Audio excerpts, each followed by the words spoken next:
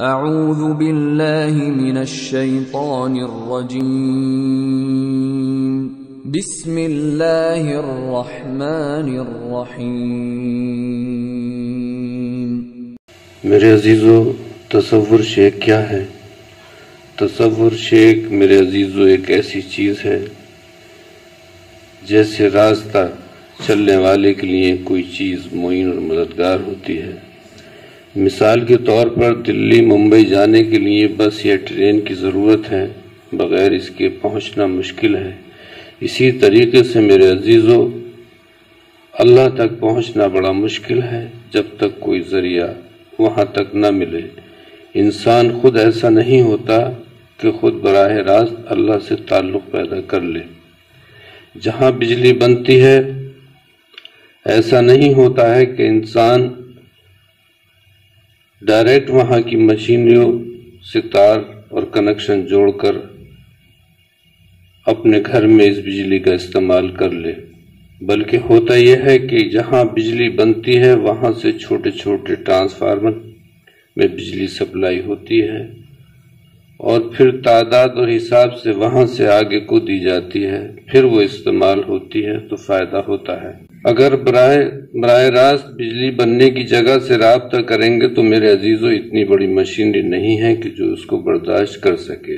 ساری مشینری خراب ہو جائیں گی، اس کے سارے فیوز اڑ جائیں گے، اس لیے سپلائی کے لیے چھوٹے چھوٹے ٹرانسفارمر کی ضرورت ہے۔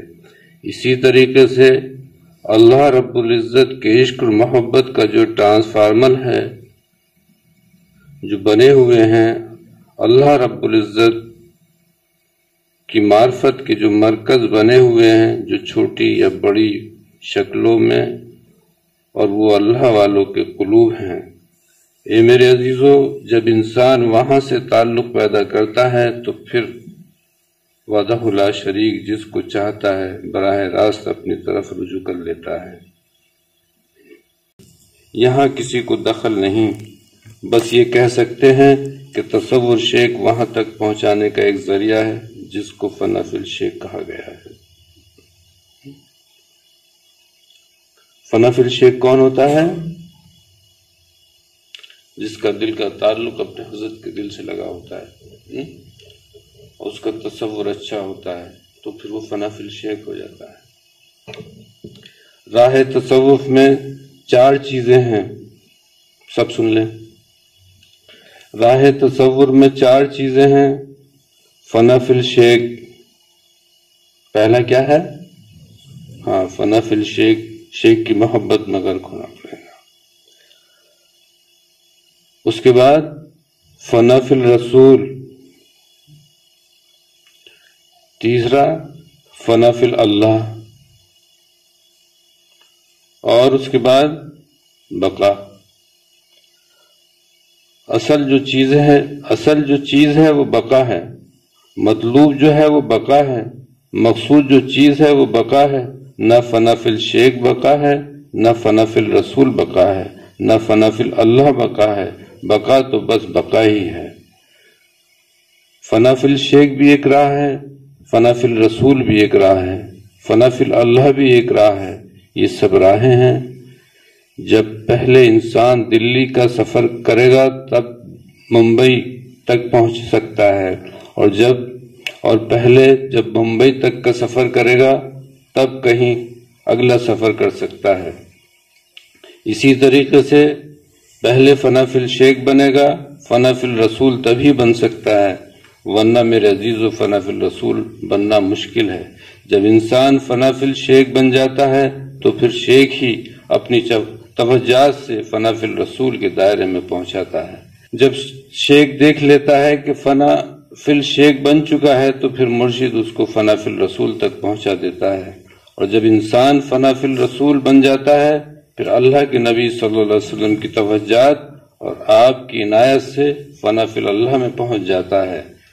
پھر اللہ رب العزت جس کو سچا جانتا ہے، جس کی محنت کو سچی دیکھتا ہے، تو پھر اس کو اپنی بقا نصیب فرما دیتا ہے۔ اور بقا میں پہنچ کر بھی میرے عزیزو کئی مقام ہیں، تو اس لیے میرے عزیزو تصور شیک بتلایا جاتا ہے، اور صرف اسی اسی طریقے سے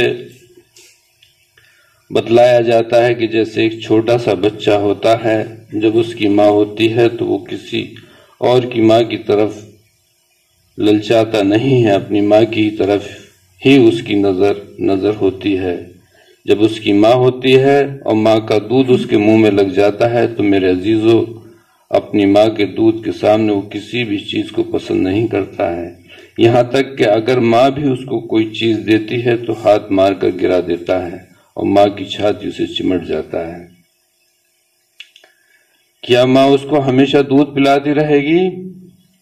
چند دنوں کا ایک دستور ہے جو ماں اس کو دودھ پلاتی ہے، پھر کچھ دنوں کے بعد ماں خود ہی اس کا دودھ چھڑا دیتی ہے۔ کیا ہمیشہ فنا فی الشیخ رہے گا؟ جب تک شیر خوار ہے تب تک فنا فی الشیخ ہے، اور جب وہ روٹی کھانے کے قابل ہو جائے گا اور چیزیں کھانے کے قابل ہو جائے گا پھر وہ فنا فی الشیخ نہیں رہے گا۔ فنا فی الشیخ جب تک ہی ہے جب تک بچہ اپنی ماں کا دودھ پیتا ہے، اپنے شیخ کے دل سے دل جڑ جائے گا، اور وہاں پر جو اللہ کے انوارات ہیں، اللہ کی محبت، اللہ کی معرفت، اس کے جلوے دل پر جلوہ گر ہونے لگیں گے، یہاں تک کہ اس کے دل کو متاثر کرنے لگیں گے۔ اللہ رب العزت کے انوارات، اللہ رب العزت کی معرفت جب اس کے دل کو متاثر کرنے لگے گی اور وہ بچہ وہ پختہ ہو جاتا ہے، میرے عزیزو، طریقے سے فنا فی الشیخ کے بعد مرید کا دل اپنے مرشد کے دل سے خود بخود ہٹ جاتا ہے اور فنا فی الرسول کی طرح مائل ہو جاتا ہے۔ پھر رسول اللہ صلی اللہ علیہ وسلم اس کا ہاتھ پکڑ کر اللہ رب العزت کے دربار میں پہنچا دیتے ہیں، جس سے وہ فنا فی اللہ ہو جاتا ہے۔ پھر اللہ رب العزت جس کو چاہتا ہے مقام بقن سے نواز دیتا ہے۔ جس طریقے سے بچہ دودھ چھوڑنے کے بعد کچھ غذائیں کھاتا ہے، بڑا ہو جانے کے بعد اس کی اور غذائیں ہو جاتی ہیں، پھر اور بڑا ہو کر اور غذائیں ہو جاتی ہیں۔ فنا فی الشیخ، فنا فی الرسول، فنا فی اللہ تک کچھ گنجائش ہے۔ فنا فی الشیخ، فنا فی الرسول، فنا فی اللہ تک کوئی گنجائش ہے، مگر بقا میں پہنچ کر کوئی گنجائش نہیں، کسی چیز کی گنجائش نہیں۔ رخصت پر عمل کرنے کی، اور رخصت کو علماء اکرام جانتے ہیں کہ عوام اس کو نہیں سمجھ سکتے۔ بقا سے پہلے رخصت پر عمل کرنے کی گنجائش ہوتی ہے، مگر بقا میں پہنچ جانے کے بعد رخصت پر عمل کرنا مناسب نہیں ہوتا۔ تو میرے عزیزو، ابتدا تصور شیخ صرف اس غرض سے کرایا جاتا ہے کہ سب جگہ سے دل ہٹ جائے، سب جگہ سے تصور ہٹ جائے، اپنے شیخ کے دل سے دل جڑنے لگے، اور دل سے دل جڑنے کی وجہ سے اپنے شیخ کے سینے سے اللہ رب العزت کے انوارات پینے لگے۔ تو میرے عزیزو، ایسا نہیں ہے کہ اگر بچہ اپنی ماں کا دودھ پیتا ہے تو ماں ہی کو خدا کہنے لگے۔ ماں تو ماں ہی ہے اور خدا تو خدا ہی ہے۔ ماں کا اگر زندگی بھر دودھ پیتا رہے گا تو ماں اللہ نہیں بن سکتی، خدا نہیں بن سکتی، خدا کی ذات تو خدا ہی ہے۔ شروع میں اکثر بیشتر اپنے دل کو اپنے شیخ کی طرف مائل کرنا، متوجہ کرنا سود مند و فائدہ مند ہے، مگر ہاں یاد رکھ لیجئے، عبادت کے اندر یہ بھی سمجھ لیں بات، عبادت کے اندر، نمازوں کے اندر اللہ رب العزت کی ذات کے علاوہ کسی کا بھی تصور جمانا جائز نہیں۔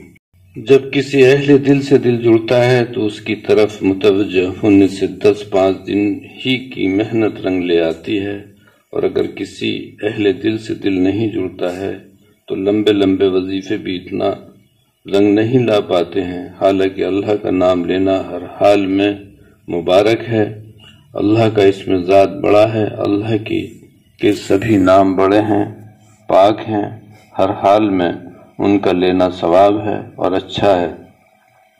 مگر میرے عزیزو، اگر 1000 کی تعداد میں بھی پڑھتا ہے سالہ سال محنت کر کے ضربے لگا کر تنگ ہو کر چھوڑ دیتے ہیں کہ جی ہم تو سالوں سے ضربے لگا رہے ہیں، 50,000 25,000 12,000 پڑھ رہے ہیں مگر کچھ بھی نہیں ہو رہا۔ اس لیے اہل دل نے ایک طریقہ نکالا ہے کہ جب دل سے دل ٹکرانے لگتا ہے، دل سے دل ملنے لگتا ہے تو جلدی ہی اس کی توجہات اس کے دل پر پڑنے لگتی ہے۔ کچھ مرید کی محنت ہوتی ہے، کچھ شیخ کی توجہات ہوتی ہے، مزہ جلدی آنے لگتا ہے۔ اسی کی وجہ سے ایک شوق اور ذوق پیدا ہو جاتا ہے جس کے ذریعے سے بندہ اپنے محبوب کی طرف بڑھنے کی کوشش کرتا ہے۔ ماں اپنے بچے کو ہمیشہ دودھ نہیں پلاتی ہے، 2 پونے 2 سال پلاتی ہے۔ مرشد اپنے مرید کو ہمیشہ فنا فی الشیخ نہیں رکھنا چاہتا بلکہ اس کو وہاں سے نکال کر آگے بڑھانا چاہتا ہے، مگر ہاں بغیر فنا فی الشیخ کے فنا فی الرسول نہیں بن سکتا، کیونکہ فنا فی الرسول تب شیخ کی توجہات ہی پہنچا سکتی ہے۔ انسان کو پتہ نہیں کہ مجھے کیا کرنا ہے، کہاں جانا ہے، راہ سلوک کی اسے خبر نہیں، کسی کے سہارے ہی وہ منزل مقصود کو پہنچ سکتا ہے۔ اس لیے اپنے مرشد کی محبت ہو، مگر اتنی ہو کہ اللہ رب العزت کی محبت میں خلل نہ پڑے۔ رب تو رب ہے، آقا تو آقا ہے، وہ محبوب حقیقی تو محبوب حقیقی ہے، نہ اس کی ذات میں کوئی شریک ہے اور نہ افعال میں، نہ اس کا کوئی ہمسر ہے نہ اس کا کوئی مثال ہے۔ اس مقالطے میں نہ پڑھیں کہ سب کچھ مرشد ہی ہوتا ہے، سب کچھ تو میرے رب کی ذات ہے، میرے آقا کی ذات ہے، میرے محبوب حقیقی کی ذات ہے۔ میں اس معاملے میں معمولی سی رعایت بھی پسند نہیں